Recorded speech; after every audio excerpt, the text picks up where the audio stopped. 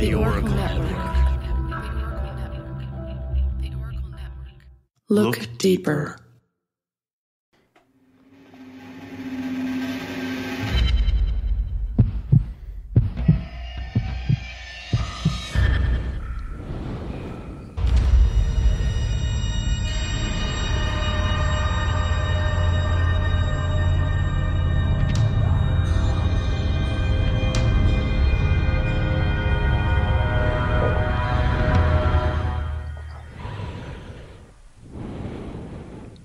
Welcome to Brew Crime. I'm Mike. And I'm Beck. And I'm Nina. All right. What is the theme for our episode today? Imposters. There we go. Perfect. And Beck seems to be pretty excited about this theme for this episode. Yeah, so it was Nina that actually proposed this theme, and it seemed like a cool idea, obviously. So, but once we got into it, it's not my turn to go first. Nina's actually going to be going first, but I wanted to say that the bit of history that I came across in looking into this theme was something I'd never heard of. So I was psyched, and I really got into this one. So thanks for that, Nina. Nice. Yay! And full disclosure, editing for our last series of episodes took too long for me, so I didn't get a story written for this episode, so my bad. That's okay. Mine's pretty long, and I think Beck's might be as well by the sounds of it. So we got you guys covered. Perfect. So let's hop into it. So I do have a pairing for this story as well. And essentially how I came across the idea was super duper original. I was watching Forensic Files. And Love. I know it's not very original, but I mean, Forensic Files is just, it is what it is. And here we are today. So yeah, it was essentially on the people I'm going to be talking about today. And I was really captivated by the story and just the thought process of imposters. And I'm not going to say what mine pretended to be. I fell a little bit into the story. But today I'm going to be talking about the Hillside Stranglers. That's quite the story. It is quite the story. I was surprised that it lasted only 4 months that all of these murders took place in, because boy, oh boy, is there a lot of names I'm going to go over through to just kind of touch base on each victim and all of that. But before I get into the story, usually we like to do like a little introduction and, whatever. And I, while doing my research, came across a website which I'll have the link to, which, well, I won't. Mike's going to do it. Post the link. But it's from Listverse, and I'm just going to read the entire quote to introduce my story. In the late 1970s in Los Angeles and the golden age of serial murders. These murders ran concurrent with Ted Bundy. Jeffrey Dahmer was just claiming his first victim, and John Wayne Gacy was luring young men into his home to murder them by strangulation. The United States seemed to suddenly be swept with brazen serial killers, murdering in all sorts of brutal fashions, and the Hillside Strangler was no exception. So yeah, that's crazy. Like, the 70s, man. What the fuck? Wild. Yes. So for my pairing, which in its own is a little funny story, I was at the liquor store. Thankfully, the liquor store by my house opens up at 9 a.m. Every day of the week. So I was at the liquor store at 9 a.m. this morning, like a true drinker. The guy asked me if there's anything he could help me, and, God bless his soul. He was really trying to help me, but it was like a deer in headlights when I was trying to explain why I'm trying to find a pairing. It's the weirdest thing when you're looking for a pairing and they're like, can I help you with anything? And you're just like, weird thing about that. I need something that goes with stranglers. Is that... Can you help me? You know what I mean? I usually just and say just no. Give you this, what the fuck's wrong with... Yeah, that's what I do now, but... Yeah, moving forward after today's encounter, I might just say, I'm good. Yeah. So, yeah. But anyways, I shouldn't talk too much. He was very nice, really genuine. And at the end of the day, I did end up buying something that he suggested. So, nice. Can't go too much into that. But... We can't give him too much bad news bears. Well, you know what? Maybe he'll get a little used to the weird questions and you go back and he'll be really helpful. Considering it's across the street from where I live, I will definitely be back, and he will definitely see me staring at the craft beer wall. Like I'll be the deer in headlights being like, what the fuck? So, anyways, for my pairing, I picked a beer from 33 Acres Brewing, which is a local brewery here in Vancouver. In East Van, yep. Yep. And the beer is called the California Common. I simply picked this beer because majority of these crimes, just about all of them, except the last 2 victims, all happened in California. Makes sense to me. I also tried to ask this gentleman who's helping me what type of beer this was, expecting him to say, like, you know, a lager, pale ale, whatever. He said, oh, it's a 33 acre. I'm like, cool. So you don't know what the fuck I'm talking about. No. But you're helping. The style of beer is literally California Commons. So I don't know what that is. And I was like, huh? He said, similar to a lager, but I haven't tried it. So he had me at lager. Anyways, so I opened it. It's only 4.8% alcohol. And there is literally nothing on the label. There's a cool looking, but I'm going to interpret as a shell, like a fossil shell on the label. I don't know. Is in a bottle that's brown. It smells like I'm not going to like it. No. Here we go. It's not that bad. Nina, for you here, and for anyone else that doesn't know what a California Common is, the California Common is is brewed with lager yeast, but fermented at ale temperatures. So there's a noticeable degree of toasted malt and or caramel-like malt character in flavor and often in aroma. Often referred to as a steam beer and made famous by San Francisco's Anchor Brewing Company. So yeah, it's basically, it's a lager, but it's treated more like an ale when it's being made. Sure. What he said. Yeah. So let's get into it. As I mentioned, it's a little bit longer, so bear with me. There's a lot of victims here, so I did try to mention, I did include every single one, just because obviously I don't want them to go unmentioned. But first, let's get into the background.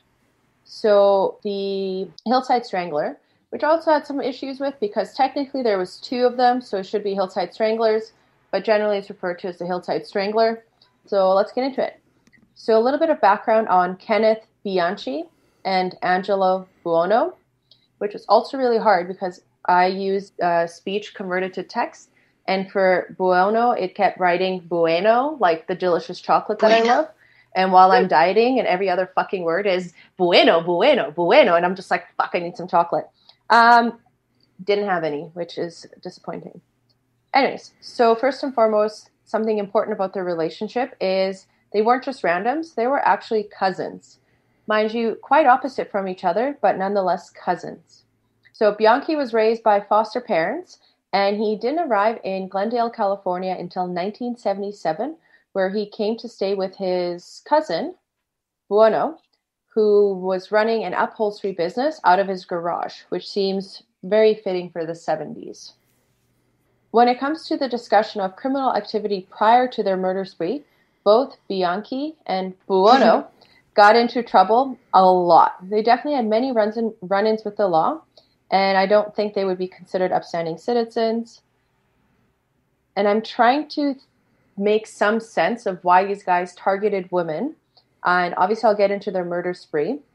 But to give some background, Buono was born in 1934, and he was living with his mom after his parents had divorced. He had lots of trouble in high school, actually dropped out at the age of 16, and just essentially overall had a really bad reputation. Bianchi was adopted at the age of 3 months old, which obviously is very, very young. However, something I found interesting, such a young age, so still in his preteens, he was already considered a compulsive liar and essentially would just make up any kind of stories to get out of school at the time or get out of any situation he was in. Yeah, so definitely a bad egg. It turns out both of the boys ended up hating their moms. Obviously, there wasn't enough reason just because you hate your mom that you turn into a woman killer person, but Bianchi was not impressed with his mother, who gave him up for adoption. Apparently she was a prostitute and couldn't care for him, which, I mean, I guess that's the right thing to do. If you can't care for your child, Yeah. to get it in the hands of someone who can. Yeah, that's what I would. That part I don't understand, why he would hate her when she was just trying to do what was good for him. Who knows, right? And then for Buono, as I mentioned, his parents separated. And I think there was just a lot of animosity from the divorce, and his hatred was focused towards his mother. At the end of the day, it just looks like when these two finally came together in California, it was the beginning of a perfect storm. Yeah. Their first victim was Yolanda Washington, who was a 19-year-old prostitute, and she met them for services, actually upon the recommendation of one of her friends, who simply didn't realize they were bad guys. They just thought it was a couple of cousins looking for a good time. They definitely were not good people. Yolanda ended up being raped, strangled, and they ultimately teamed up and killed her. Her naked body was discovered near Chevy Chase Drive on October 18th in 1977. So what's important to this is they literally were reunited in 1977 at the beginning of the year, and within a couple of months, they had already teamed up to start committing crimes.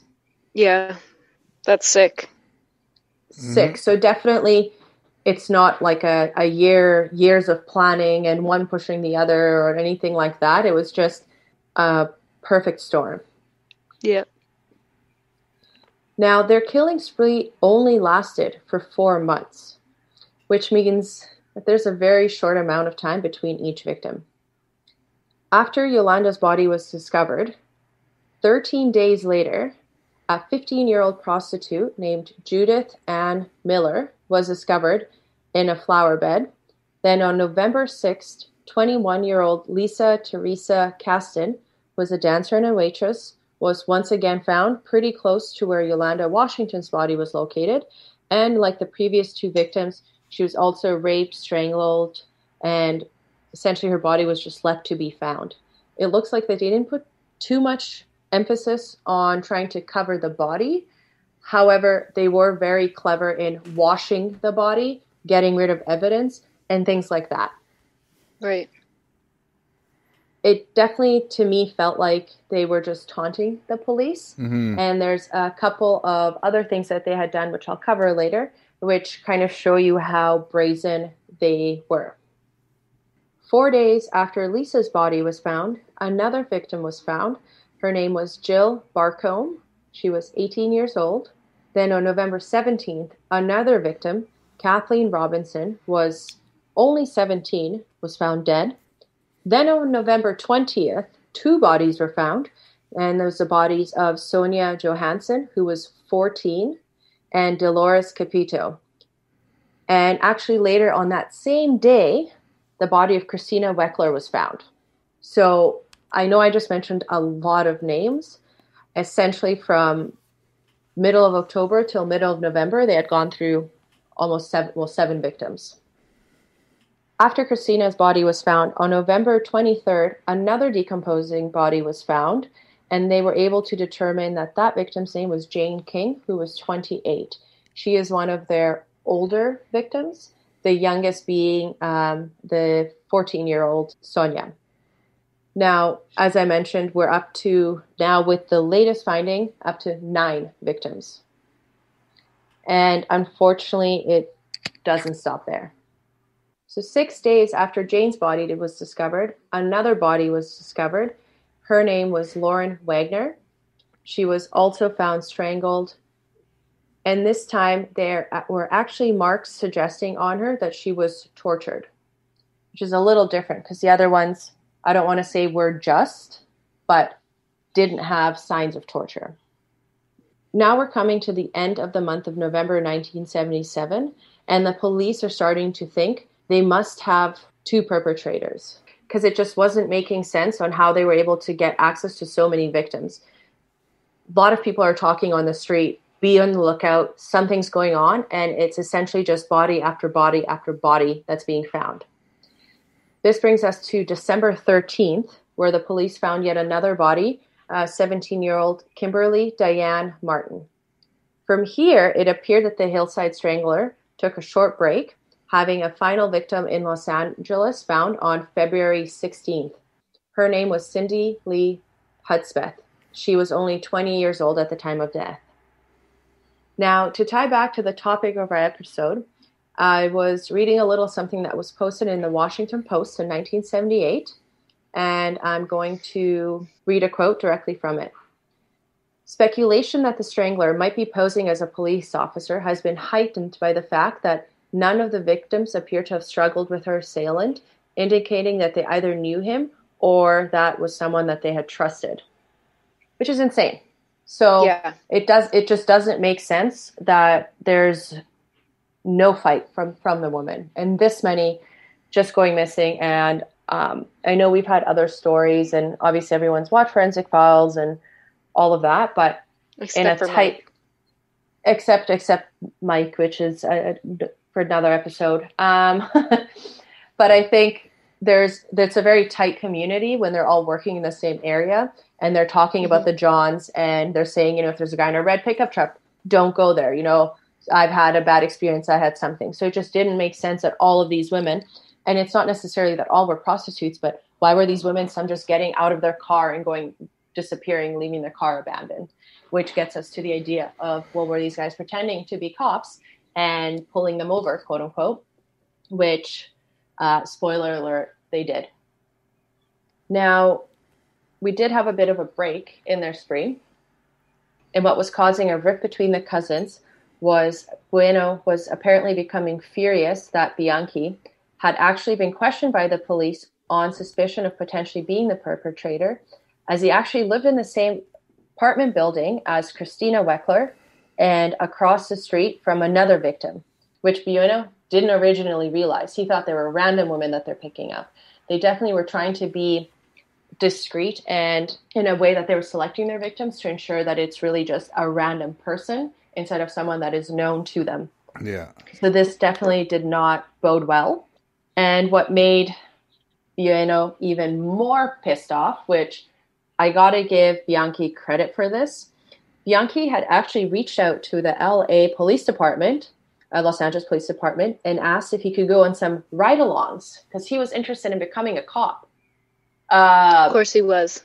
Yeah, so he did end up going on ride-alongs, and some of the ride-alongs that he was on, he was riding along areas where the Hillside Strangler was known to have picked up victims and was helping the cops look for the Hillside Strangler while he's sitting in the car being the person that they're looking for. This is just a whole other, is a fucking maniac. This is insane to do something like this. And rightfully so, Buono was pissed. Essentially, he said he's going to kill Bianchi if he doesn't get the fuck out of the city. So Bianchi did end up moving to Bellingham, Washington. His ex-girlfriend was actually living there with the child that they shared. So he went and lived with her. Obviously, here we think, okay, now that they're not in the same city, the murders are going to stop, and they're going to try to just move on with their normal lives. Right. Obviously. Like they're just poisoning each other, and that's the problem. Mm-hmm. Yeah, which kind of goes back to my perfect storm of these guys coming back together. Exactly. It definitely seems, though, that once they had that taste, that feeling of what they were doing, I don't think anything was going to stop them other than, being incarcerated. No. Yep. So a few months after Bianchi moved to Bellingham, he met two young women, Karen Mandich and Diane Wildor, and he ended up actually asking them to house sit for one of his friends and watch the house in exchange for money. He did say that it's one of his acquaintances and they needed some privacy. So I actually asked Karen to bring a friend, and she brought Diane. And also asked them, just don't tell anyone where you're going, which is very suspicious. However, Karen, I guess, was under the impression, well, if I can bring one of my friends, then that makes me safer versus just going myself to someone random's house. So if someone said, I need you to do this thing, but don't tell anyone where you're going, I'd be like, you can get bent. Yeah. So thankfully, Karen did actually end up telling her boyfriend that she was going to go house sit and did write down his name and contact number. Smart. Yep, absolutely. Once Karen and Diane came to the house that they were supposed to be house sitting, Bianchi actually met them there, pounced on them. Both were strangled. Both were murdered. And he ended up actually putting in their bodies into one of their cars, driving the car to an abandoned cul-de-sac, and just leaving the vehicle there. So just like immediately as soon as they got there. Yeah. There was no house watching, nothing. He was just essentially just a predator waiting for his prey. It is important to mention that his cousin Buono had no idea that this was going on. This is something Bianchi branched off and did on his own. Right. Since I mentioned that Karen told her boyfriend that she was doing this job, when she didn't come home and when the boyfriend hadn't heard from her, he, of course, immediately contacted police. Given that she had written down his phone number and his name, it was pretty easy for the investigators to track him down. When they came to his house, they obviously entered the residence and they found a bunch of stolen goods in the house. So that thankfully they were able to actually hold him on a grand theft charge while they were trying to investigate the missing woman and all of that. Once they were investigating the double homicide, the Washington police actually found a driver's license on him showing that he had lived in California previously. So the police in Washington reached out to California, and California Police Department mentioned that he was actually one of the suspects considered in the Hillside Stranglers. Something I think that's important to mention with this, we all know back in the 70s, a lot of departments and different states' lines did not talk to each other. Mm-hmm. So I thought it was great to hear that Washington reached out being like, hey, we have this guy, he's sketchy, these two girls disappeared, he's the last known person, have you guys heard of him? I don't even find, even with today's technology, a lot of police departments don't seem to talk to each other, which is bullshit, but... Yeah, because they want the credit. Yeah. Yeah, I mean, I think it's credit, I think it's maybe sometimes it's just they got their man, you know? But yeah, I think this was great that they did that. Yes, definitely. So Bianchi then started to try, well, he was manipulative, and he was trying to get himself declared insane so that he can get out of the death penalty. He mentioned that he would have blackouts and that he just couldn't remember things that he had done, and that doesn't make sense. It's out of nowhere. This is just what you're magically coming up with. So what he ended up doing, he ended up agreeing to testify against his cousin to avoid the death penalty. Upon the investigation, which obviously the trial lasted a very long time, once they were searching Buono's house is where they were able to find evidence from some of the victims, and they were also able to locate fake police badges, which obviously led to them to believe that for sure these guys were pretending to be police officers to gain access to their victims. Yeah. And that's where they had mentioned that, you know, at times they would pull over women pretending to look at their license and then asking them to come back into their squad car and they're going to take them to the station. And obviously the women never actually made it to a station, and majority, well, all of them lost their lives. In conclusion, they both received life sentences, other than the two women who were killed in Washington, which were just on Bianchi's. And lastly, on September 21st in 2002, Buono died of natural causes in state prison at the age of 67, and Bianchi is still serving his life sentence in Washington State. He'll be eligible for parole in 2025. And that's my story. How old is he? Let's take a look. I hope he's older than H.H. Holmes from our last episode. He was born in 1951, so he'll be whatever old.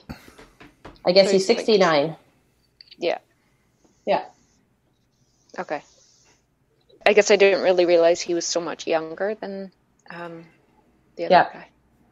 Yeah, than his cousin, his older cousin. Yeah, so it was a total of, Bianchi had a total of 12 victims, where his cousin would have had just the two lesser. And that's it. Quite the story. Yeah, I didn't enjoy it. Yeah, no, for sure.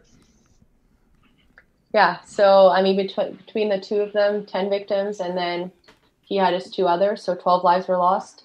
And I just thought it was insane. 10 victims from essentially October 18th to what did I say, January 13, 14, something like that? It's insane. It was a massive spree, a lot of undertaking, and obviously these guys are just completely out of control. Mm-hmm. But yeah, that's all she wrote. The title that I am going with for my story is Not All Crimes Are Criminal. And the beer that I have chosen is called Pride and Joy Collaboration. It's a graph. And I say that's so true. Not all crimes are criminal, for sure. So, it says, if beer and cider had a baby, it would be a graph. Both distinctly different from a greater than the sum of its parents. Like all good love stories, this one began with apples. In this case, from Dominion Cider's orchard in Summerland, which mingled with a Saison wort, some laurel hops, and wild yeast. After a 6-month honeymoon in French oak, the result is a hybrid of characteristics. His funk, her fruit, the pride and joy of mom and dad. Cute. Aroma, sweet, herbal, floral. Color, straw. Character, light, dry, and slightly funky, fruity. It's brewed in East Van by Strange Fellows. Strange Fellows is one of my favorite breweries of all time in BC. And it was just recently on my other podcast, Pacific Beer Chat, we did an interview with Ian Hill, the head brewer and Air Junkier. He's the other founder of the brewery. And it turns out that all of the artwork for Strange Fellows is done by Ian's wife. And when you look at that label, can you hold that bottle up again? We'll take a picture of this for the podcast. Yeah, I'm going to send you better pictures than that original one I sent. When we send the picture here, all of the black space on this logo is carved out of it's like a resin. She carves it out, puts on ink, and then stamps it on to something, and then that is touched up on the computer, and then that's what the label is.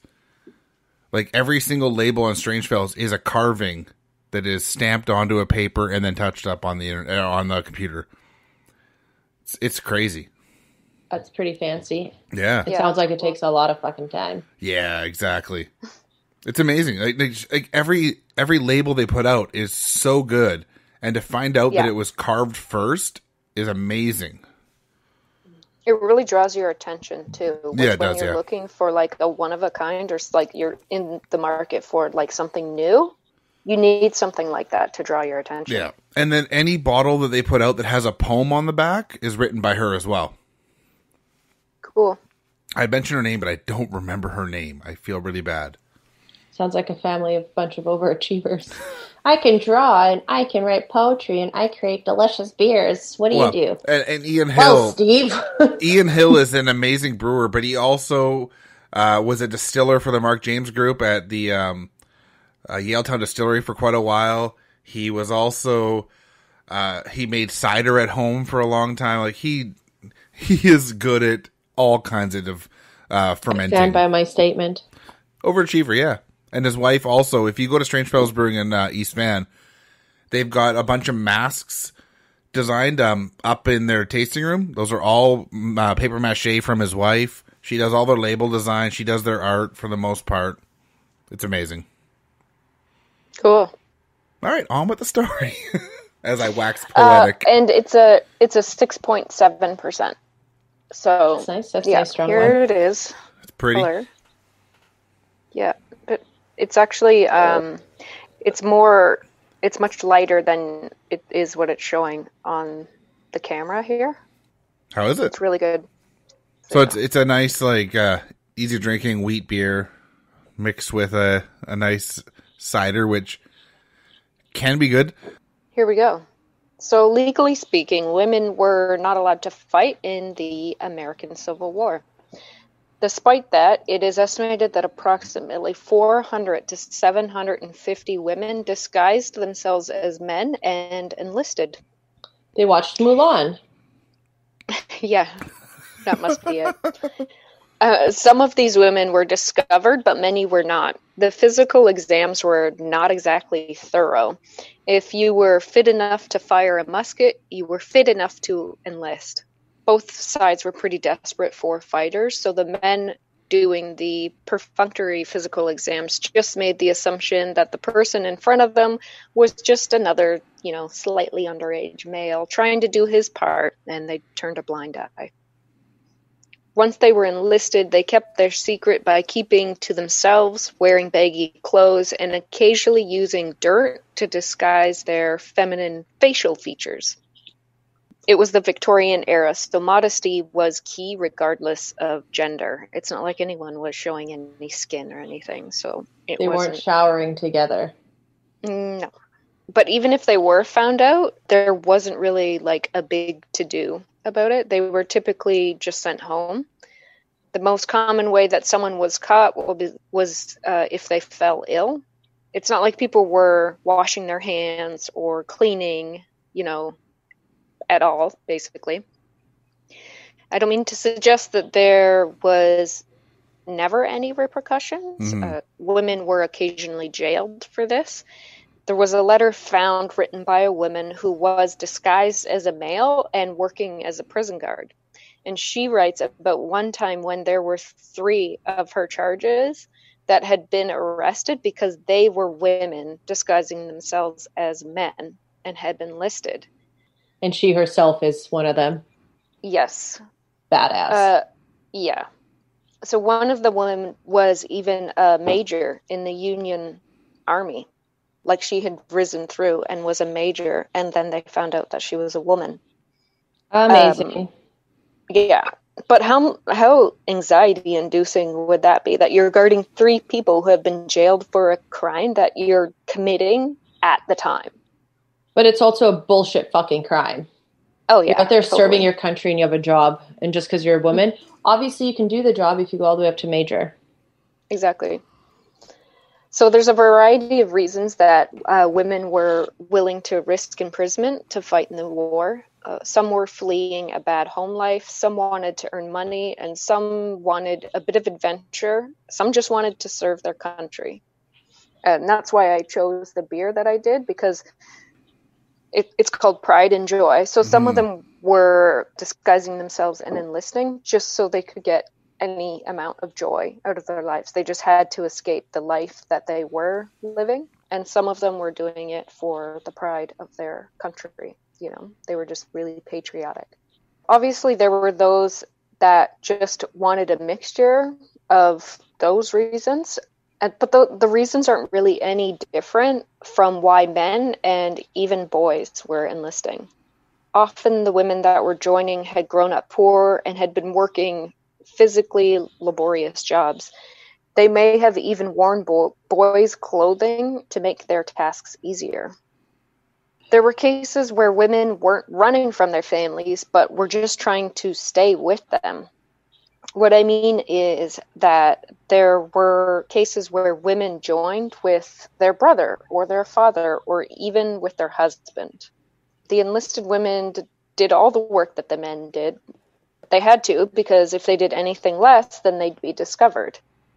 They were scouts, spies, prison guards, cooks, nurses. They fought in combat. It was obviously risky for everyone in the war, but it was even more risky for the women. They had the weight of this huge secret to bear. But I will add that there were times where people found out who these soldiers really were and just kept their secret because it didn't matter. Mm-hmm.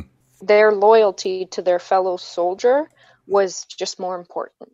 I'll get into that more once I get into specific examples, because I did research specific soldiers. So first up is Loretta Janetta Velasquez. Badass.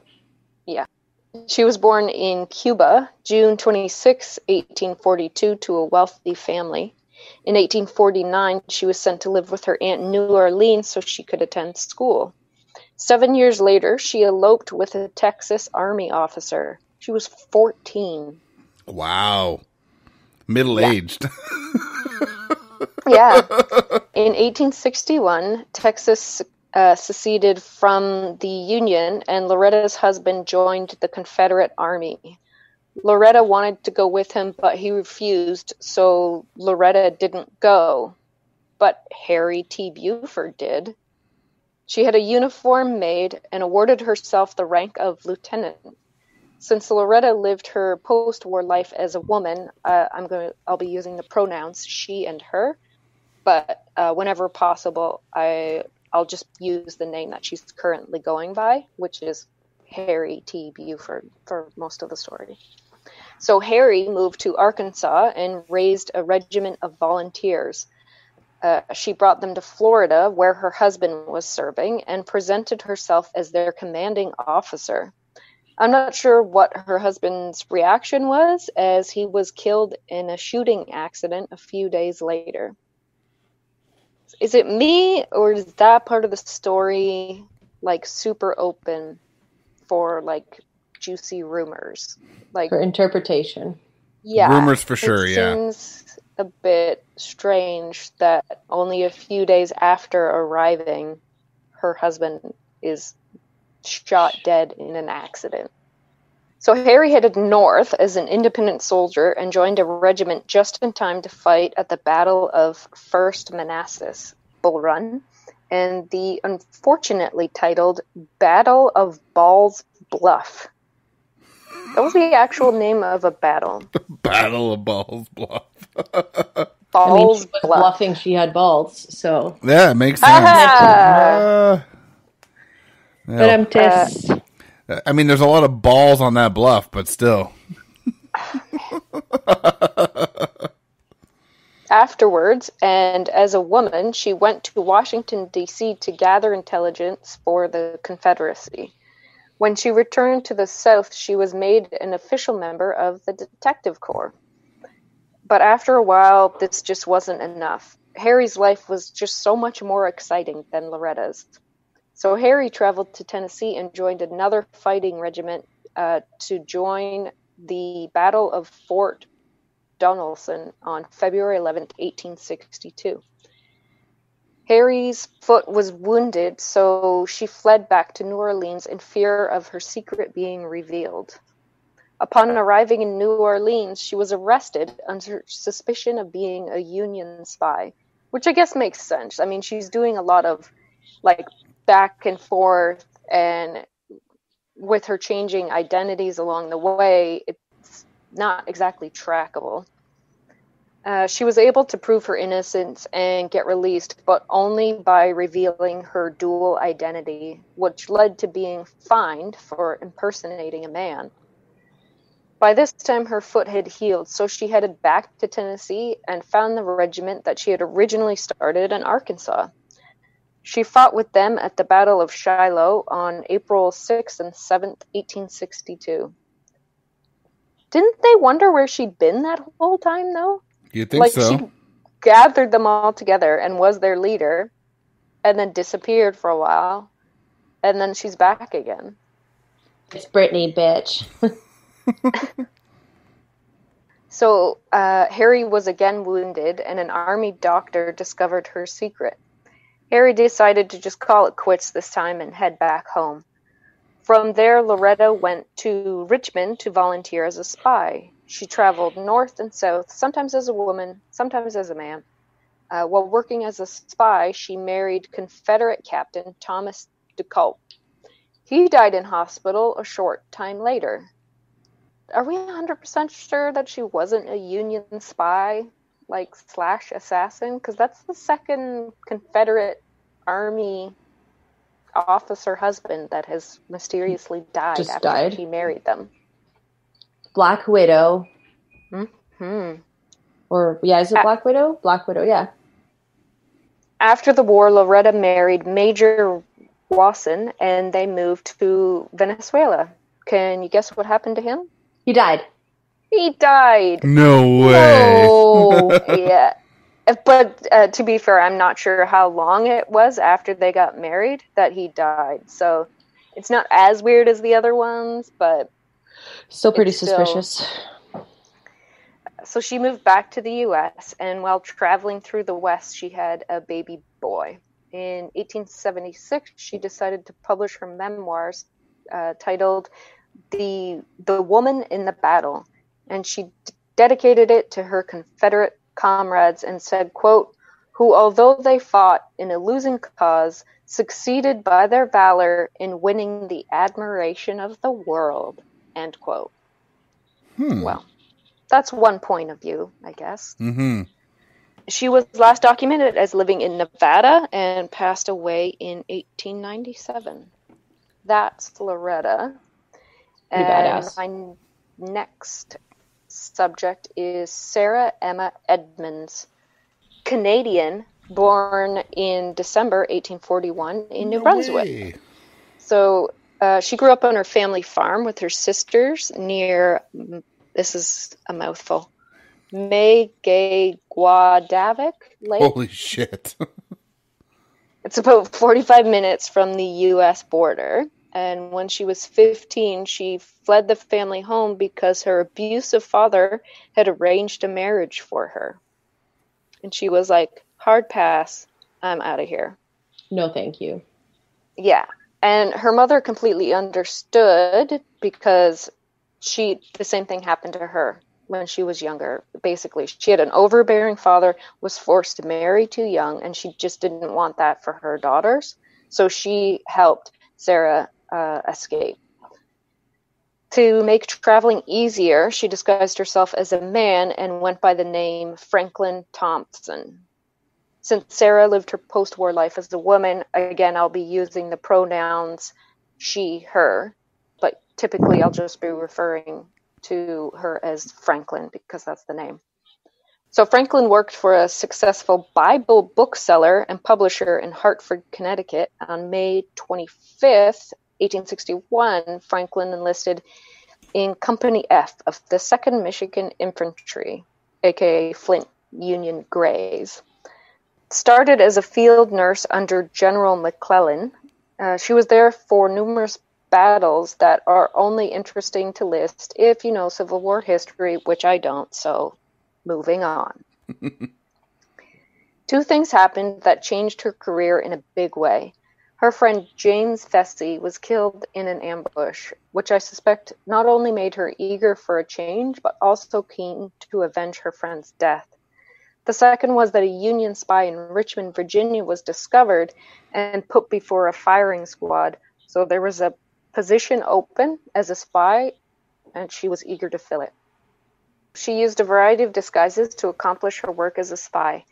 She entered the Confederacy as an Irish peddler by the name of Bridget O'Shea, who sold soap and apples to the soldiers. Because if I was a soldier, I'd be like, I need to get me some soap and some apples, definitely. Well, I mean, I'm sure the soldiers needed some fucking soap. Yeah.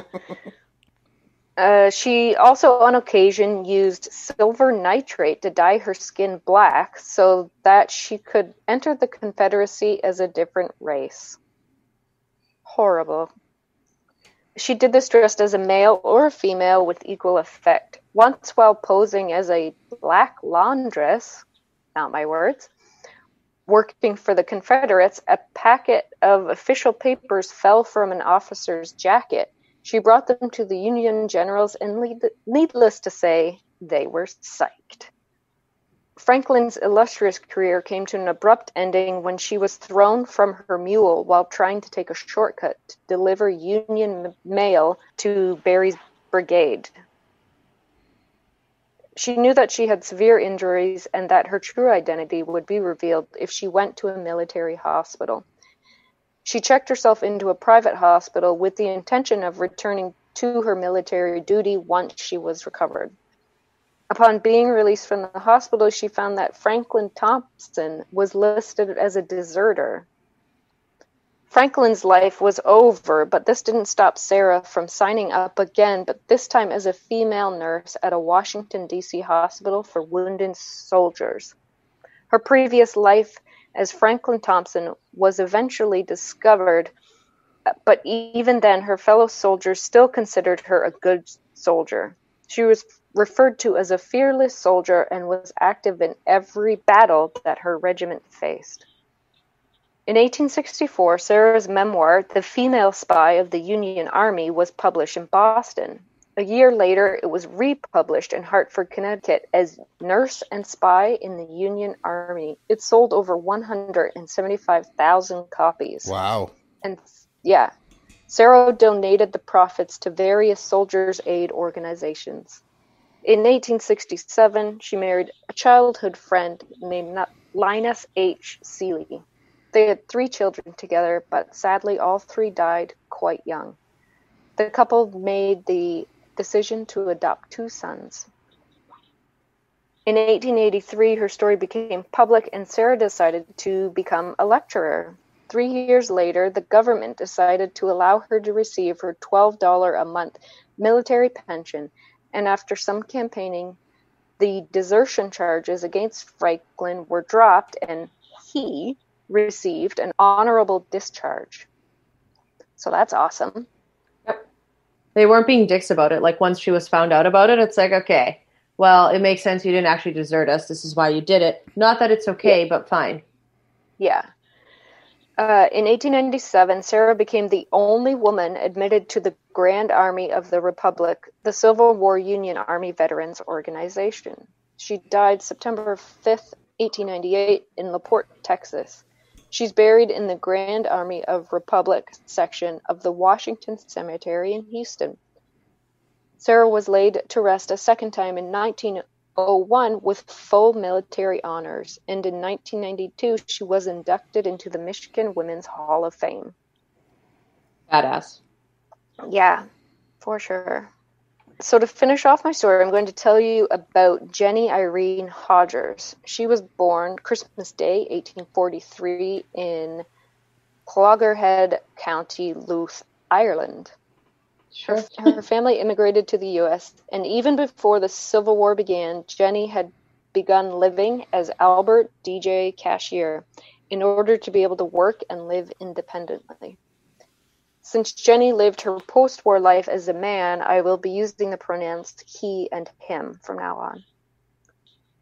Albert enlisted in the 95th Illinois Infantry from the Union Army July or August of 1862. He was 18 and assigned to Company G as a 19-year-old who was, quote, small in stature. Yeah. As small in stature, as in a child. Like, Albert was on a reconnaissance mission during the siege at Vicksburg and was captured. He escaped, but in June 1863, after the battle was over, Albert got chronic diarrhea and had to enter the military hospital. Somehow he was able to avoid detection, and I just don't see how that's possible. That is nuts. That's crazy. Yeah. So Albert traveled a lot with his regiment and participated in more than 40 fighting engagements without being discovered. He was honorably discharged August 17th, 1865, and moved back to Belvidere, Illinois. Moved again in 1869 and settled in Sonneman, Illinois. He worked as a farmhand, church janitor, street lamplighter, cemetery worker, and other odd jobs around town. Since he was living as a man, he got to do exciting things like vote. And in 1907, he began receiving a veteran's pension payment. Things that a mere woman could never handle. Wow. Yeah. He did have some friends that discovered his secret, but none of them ever betrayed him. I just can't get over to the fact that chronic diarrhea, go to the hospital, and somehow they don't notice, oh, they're missing something from the front. But it's not like they're looking at you while you're taking diarrhea shits. Yeah, but you're still dropping your pants. But could you show us how... Yeah, but... This is someone must have 1800s. known because there would have been a bed nurse cleaning him. True. It's just weird. Like, this is the 1800s. This is not like this year. This is not today's world. This is the 1800s. They were definitely not very open to that kind of thing. So it's amazing that they got away with it. Yeah, it says that he was never discovered, but I think that's just impossible. And it's just that he was discovered by decent people. Yeah, You know probably, what I mean? yeah.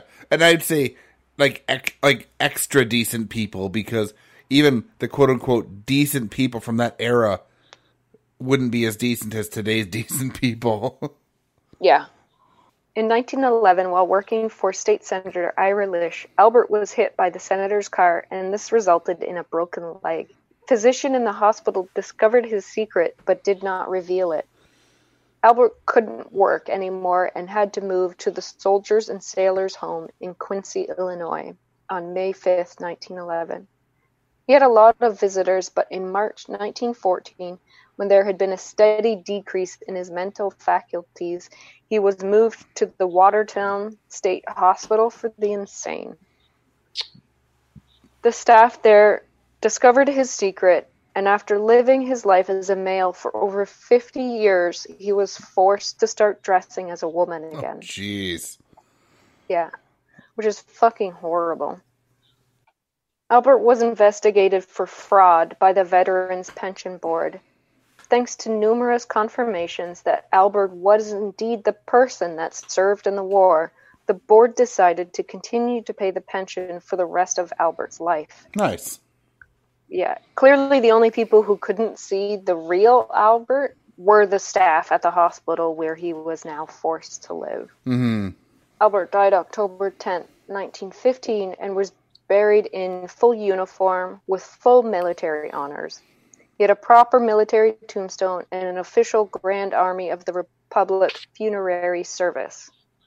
Well deserved. That surprises me, actually. Yeah. So all three of these people had different upbringings and different reasons for doing what they did. Be a patriot, escape unwanted marriage, live an authentic life, or even just to make enough money to be able to support themselves or a family. To fulfill these goals, they all had to break the law and live their lives as men because fucking patriarchy. Yeah. Well, it's just so sad because people, like trans people or whatever, today still fight with this. And 2020, probably the worst year ever, but 2020. I don't know about ever. Nah, it's true. But people are still struggling with this today. And in what year was this again? 18 what? Yeah, it was in the late 1800s. The fact that in the late 1800s, there was some women who were able to live as men for whatever reason, if it was a gender identity or whatever, they were able to make it happen and live with it. Yep. And in 2020, it's still a fucking problem. Nuts. Yep. Yeah. So that's why I chose the title, Not All Crimes Are Criminal, because all of these people were breaking the law, but what were they doing that was criminal? Yeah, exactly. Nothing. No. Which you still see today. Yeah. Well, we definitely took different takes on the story. Yes. I like it. There's a lot to go with it. Agreed, yeah. Mm-hmm. Cool. All right. Well, thanks for tuning in to this episode. If you want to find us on the internet, you can go to brewcrime.com. If you want to email us and send us ideas for episodes, for stories or themes, you can go to brewcrime@pacificbeerchat.com. If you want to find us on social media, go to @brewcrime. Thanks to our Patreon supporters. You can go to patreon.com/brewcrime. Shout out to True Crime Nana, Daniela, Ange, Nina's Mom, 3 Beers In Podcast, Amber, and the Faves of Our Lives Podcast. We use the money to upgrade the show and upgrade our equipment. So, cheers. Thanks for tuning in. Bye. Bye. Bye. Brew Crime's intro was created by Mike using Creative Commons Attribution licensed audio from purple-planet.com, soundbible.com, and freesoundeffects.com. Logo design was by Ben Greenberg. All cases and stories were written by Beck, Nina, and Mike, and our sources are put into the show notes for each episode. We always want to give credit to the people that research the cases we talk about. We can also be found on your favorite podcast apps, our host, Spreaker.com, or BrewCrime.com, as well as at BrewCrime on Twitter, at BrewCrime on Facebook, at Facebook.com/groups/BrewCrime. Thanks for listening. This has been a production of Pacific Beer Chat.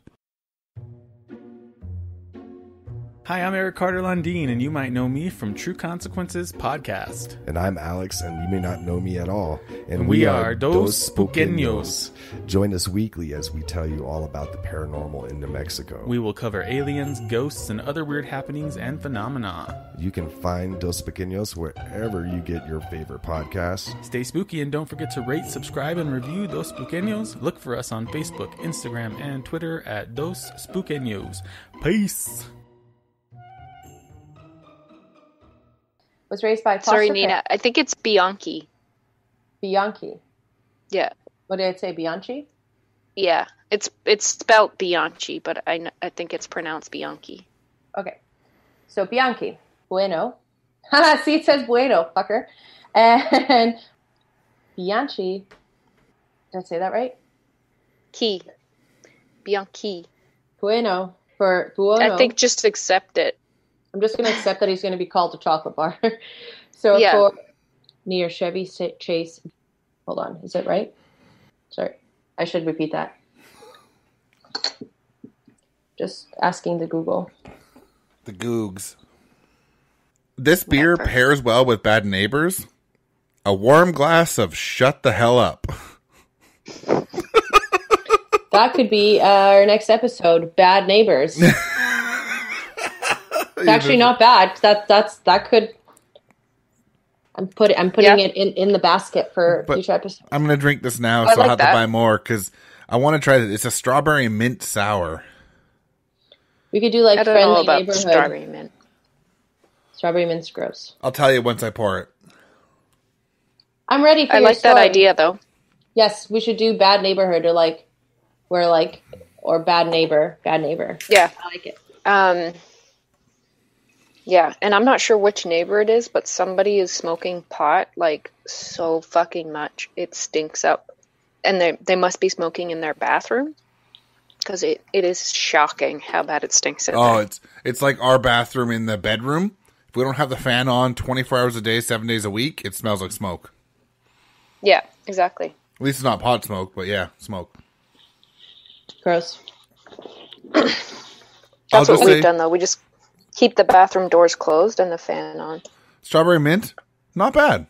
Just pretty, She used a variety of disguises to accomplish her work as a spy. She entered the Confederate... What was that? What was that? Not sure. It was definitely noisy, though. Okay.